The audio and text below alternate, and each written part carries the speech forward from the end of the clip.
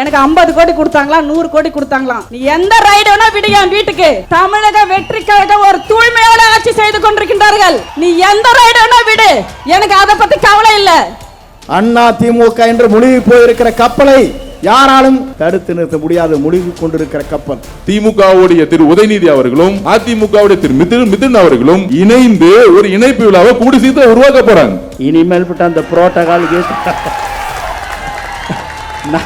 நான் தலைவர்கிட்ட அனுமதி வாங்கி அப்பா நான் முதல்ல பேசிடுறேன். நல்லா எழுதி வச்சுக்கோ, அதிமுக கரைந்து விட்டது.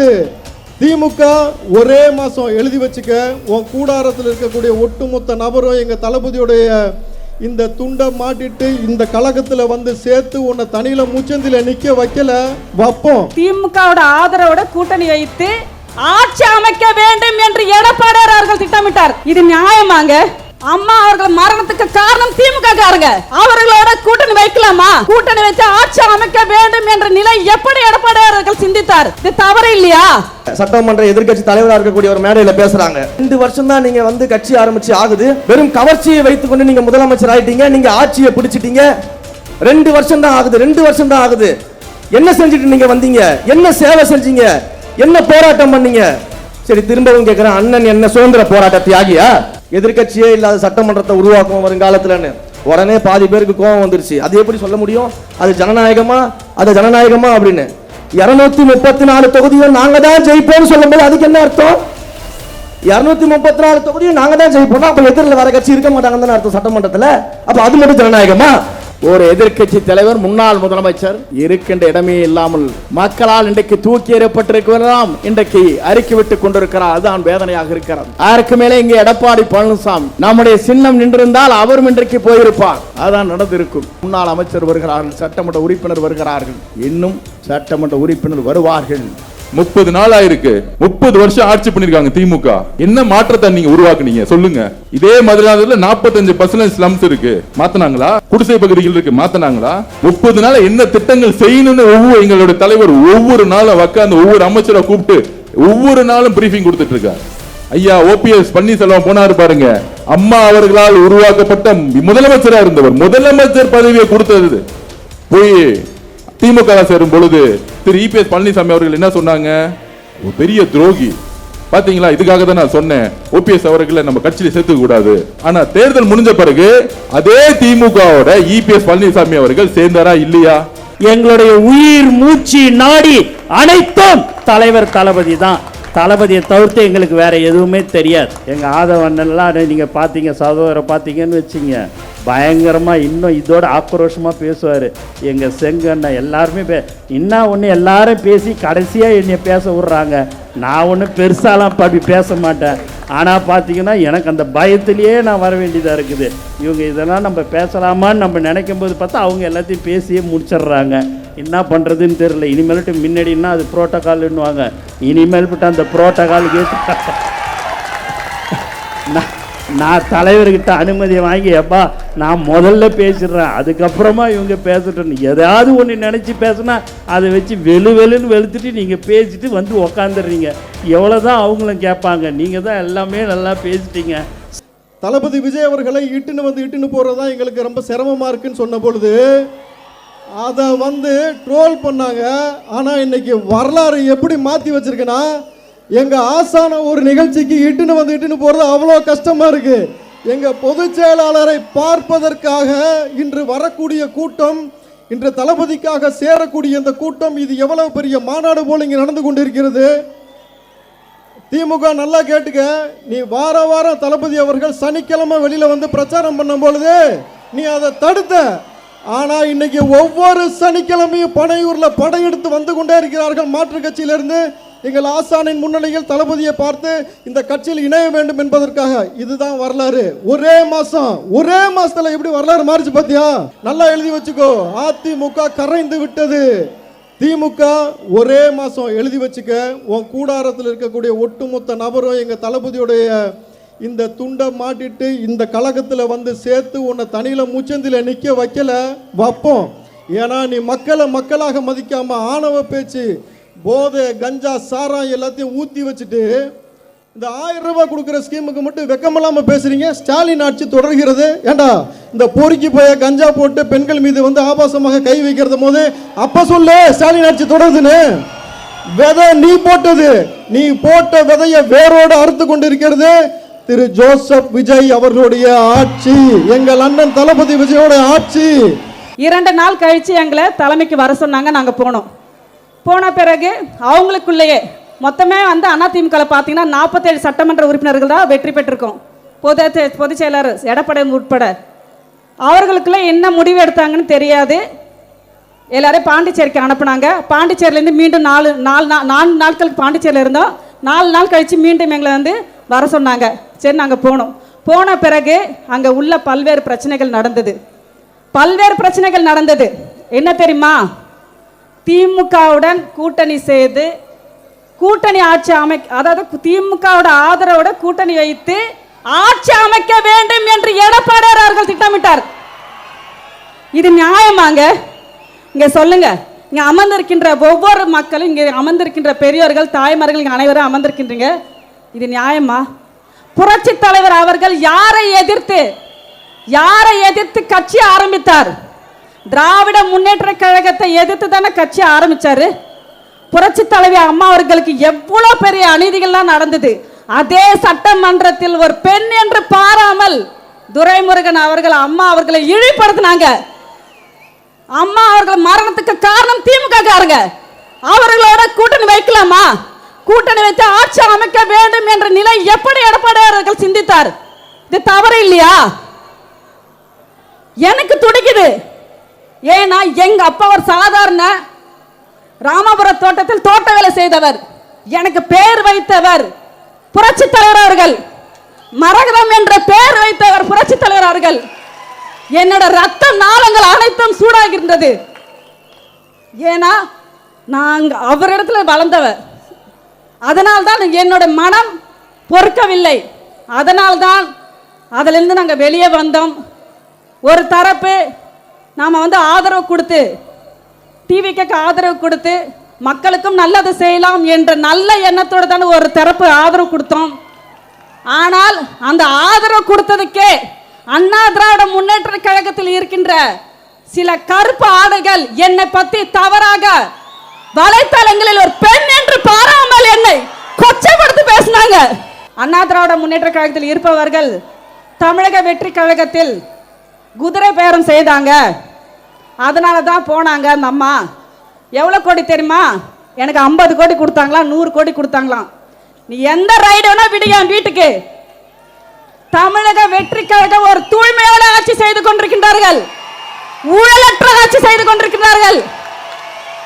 நீ எந்த ரைடு வேணா விடு, எனக்கு அதை பத்தி கவலை இல்லை. நான் வாங்கினா தானே நான் பயப்படணும், அவங்க கொடுத்தா தானே அவங்க பயப்படணும். எதுவுமே நடக்காத போது நீ எந்த ரைடனா விடு, அதை பத்தி நாங்க கவலைப்படவில்லை. எல்லாத்துக்கும் நாங்க துணிஞ்சுதான் நிக்கிறோம். எங்களோட தளபதி இருக்கின்றார், நம்முடைய தளபதி இருக்கின்றார். அவர் இருக்கின்ற வரை திமுக இல்ல அண்ணா திமுக எந்த கட்சி நம்ம கிட்ட வராது. சிபிஐ ரைடு விடுவாங்களா? குதிரை பேரம் யார் செஞ்சாங்க தெரியுமா? குதிரை பேரம் செஞ்சதே எடப்பாடி அவர்கள் தான்.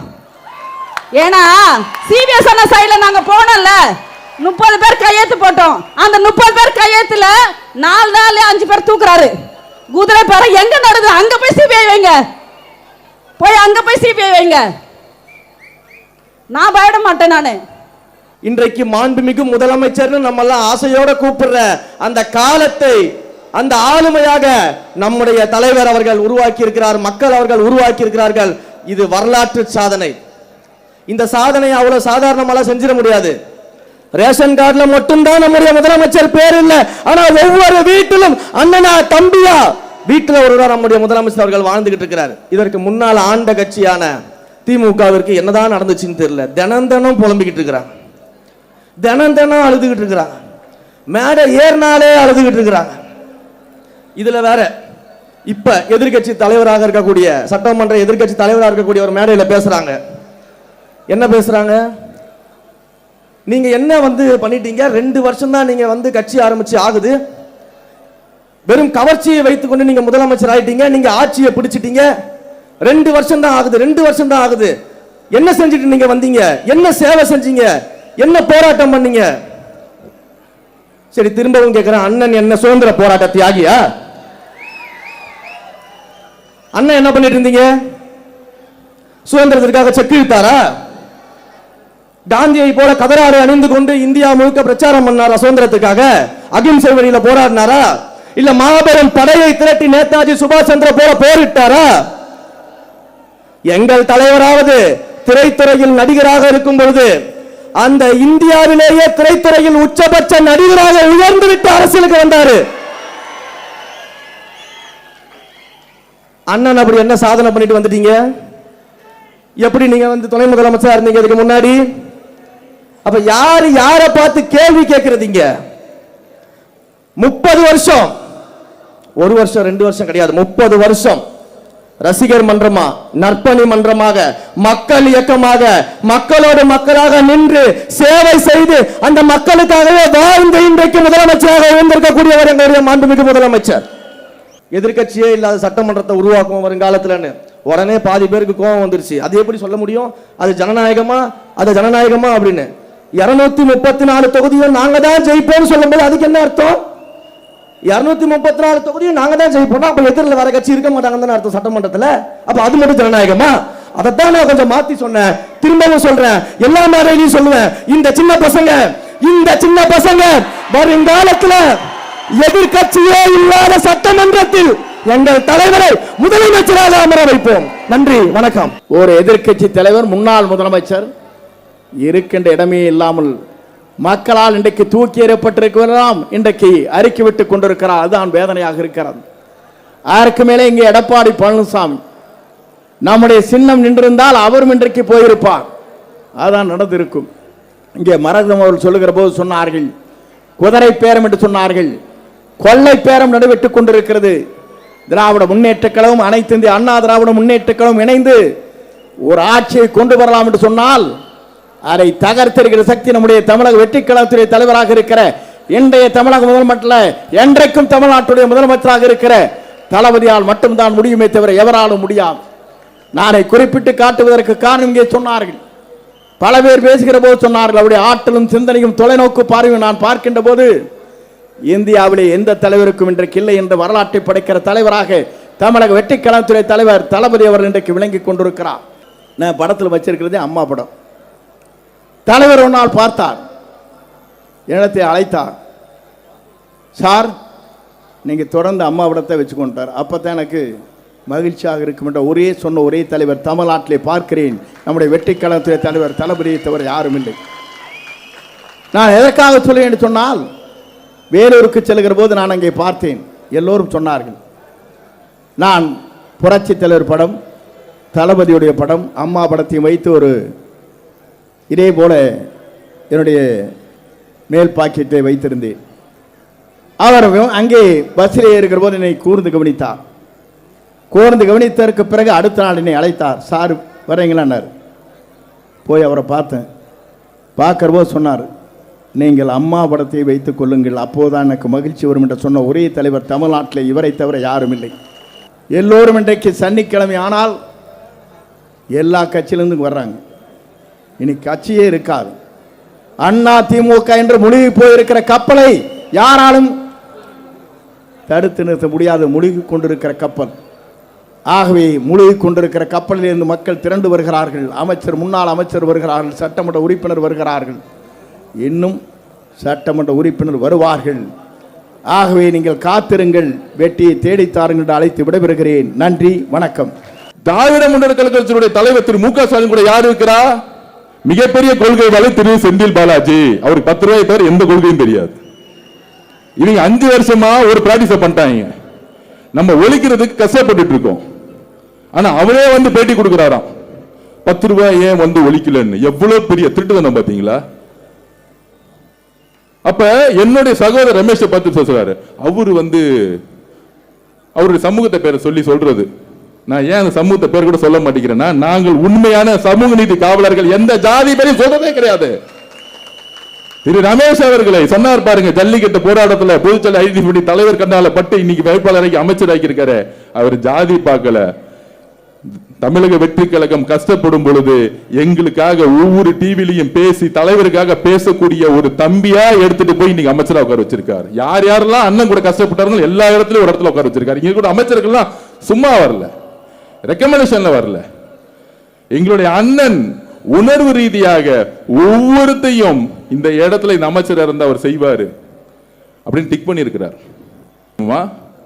திமுக போலி பிரச்சாரம் 30 நாள் ஆயிருக்கு. 30 வருஷம் ஆட்சி பண்ணிருக்காங்க திமுக. என்ன மாற்றத்தை நீங்க உருவாக்குனீங்க சொல்லுங்க. இதே மதுராந்தகத்துல 45% ஸ்லம்ஸ் இருக்கு, மாத்தினாங்களா? குடிசை பகுதிகள் இருக்கு, மாத்தினாங்களா? 30 நாள் என்ன திட்டங்கள் செய்யணும்னு எங்களுடைய தலைவர் ஒவ்வொரு நாளும் உட்கார்ந்து ஒவ்வொரு அமைச்சரை கூப்பிட்டு ஒவ்வொரு நாளும் பிரீஃபிங் கொடுத்துட்டு இருக்காரு.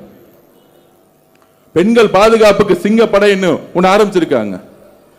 ஒவ்வொரு விஷயமும் திட்டங்கள் உருவாக்கக்கூடிய காலம் நேரங்கள் தான் ஆகும். அதை எக்ஸிகியூஷனுக்கு ஒரு டைம் எடுத்து எடுத்து எடுத்து செஞ்சிட்டு இருக்காரு. அப்படி இருக்கும் பொழுது அரசியல் சூழ்நிலை என்ன இன்னைக்கு? இன்றைய அரசியல் சூழ்நிலை 26க்கு அப்புறம் 50 வருஷ வரலாறு முடிஞ்சிருச்சு. அண்ணா செங்கோட்டை என்ன சொன்னாரு? திமுகவுடைய மு.க. ஸ்டாலினோட தோல்வியை பத்தி டிஸ்கஷன் பண்றாங்க.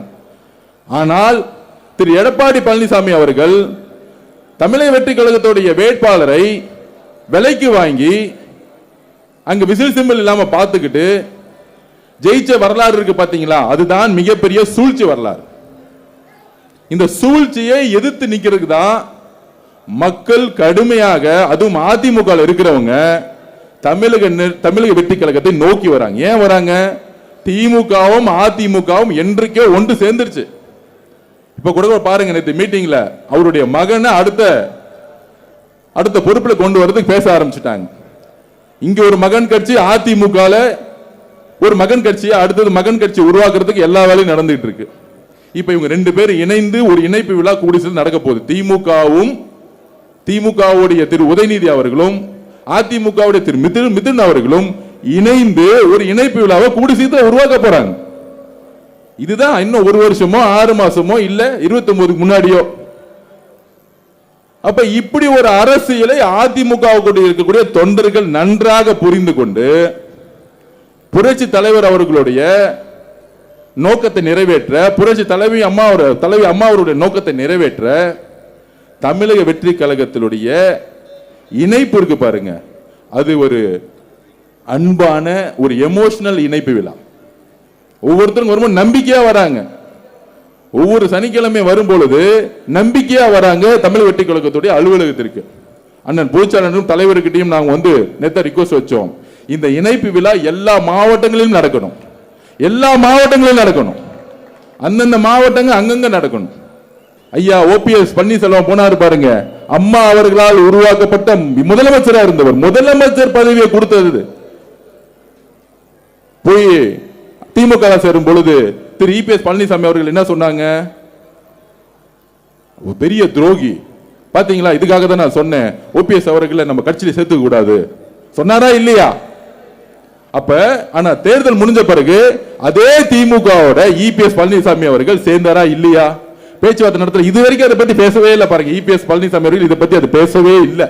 நாங்க திமுகவோட பேசவே இல்லை. பேச்சுவார்த்தை சொல்லட்டுமே, சொல்ல முடியாது. ஏன்னா 47 எம்எல்ஏக்கள் முன்னாடி ஓப்பனா பேசியிருக்காரு. அப்ப இந்த அநியாயத்தை, சூழ்ச்சியை எதுக்காக உருவாக்கினா ஒரே ஒரு வார்த்தை தான், திரு சி ஜோசப் விஜய் அவர்களுக்கு எதிராக, எங்களுடைய தலைவர் அவர்களுக்கு எதிராக. அப்ப நாங்கெல்லாம், நான் ஒரு தம்பி, இந்த மாதிரி கோடானு கோடி தம்பி இருக்காங்க, அவர் மேல கை வச்சா நாங்க எல்லாரும் எந்திரிச்சு எல்லா அரசியலுக்கும் நாங்க பதில் சொல்லுவோம். எங்க அண்ணன் மேல கை வச்சா ஆதவர்ஜனா மட்டும் இல்ல, ஒட்டுமொத்த ரமேஷ்ல இருந்து இங்க கூட ஒவ்வொரு தம்பியில பதில் சொல்லுவோம். சின்னம்மா சசிகலா மேல நமக்கு 1000 விமர்சனம் இருக்கலாம். ஆனா பொதுச் செயலர் ஆக்கி விட்டது சின்னம்மா சசிகலா அம்மா. ஆனா முதலமைச்சர் ஆன உடனே அந்த சின்னம்மாவை வெளியே அமைச்சிட்டு எனக்கும் சின்னம்மாவுக்கும் எந்த தொடர்பு இல்லைன்னு சொல்லிட்டு பொய்யா சொல்லிட்டார். இவ்வளவு வீடியோ இருந்து அப்ப எங்கெல்லாம் துரோகம் செய்ய முடியுமோ அங்கெல்லாம் துரோகம் செய்து கடைசியில் அதிமுகவுக்கும் துரோகம் செய்து, திமுகவோட எப்படி திமுக ஓபிஎஸ் பன்னீர்செல்வம் இணைந்தாரோ கடைசியில் திருப்பியும் கட்சியை கொண்டு போய் அங்க சேர்க்கறதுக்கான வேலை செய்யும் பொழுது புரட்சி தலைவியோட உண்மையான ஆன்மாக்களை நம்பக்கூடிய அதிமுக கூடிய தொண்டர்களுடைய ஒரே விஷயம் தமிழக வெற்றி கழகம் தான். அண்ணன் திருமானனுக்கு ஒரே ஒரு வேண்டுகோள் சொல்றேன். நேற்று டிவியில் இருக்கும்போது அண்ணன் வந்து ஒரு வார்த்தை சொன்னாரு, எப்பொழுது வேணாலும் நாங்கள் அமைச்சரவையிலிருந்து விலகிடுவோம், அப்படி கூட வந்து நாங்க ஏத்துக்கூடாதா? அவர் மேல விமர்சனத்துக்கு அவர் பதில் கொடுத்தார். அவர் நெகட்டிவா பேசல. எங்களுடைய கட்சி உயர்நிலைக்குள்ள என்ன முடிவெடுக்குமோ நாங்க இப்படி இருப்போம் அப்படி இருப்போங்கிற ஒரு பதிவை பண்ணாரு. அந்த பதிவு இன்னைக்கு திமுகனால சோசியல் மீடியால வந்து வளர்த்தெடுக்கப்பட்டு ஏதோ தமிழக வெற்றி கழகத்திற்கும் விசிகேக்கும் ஏதோ சண்டை மாதிரி ஒரு விஷயத்தை இன்னிலிருந்து உருவாக்கிட்டு இருக்காங்க.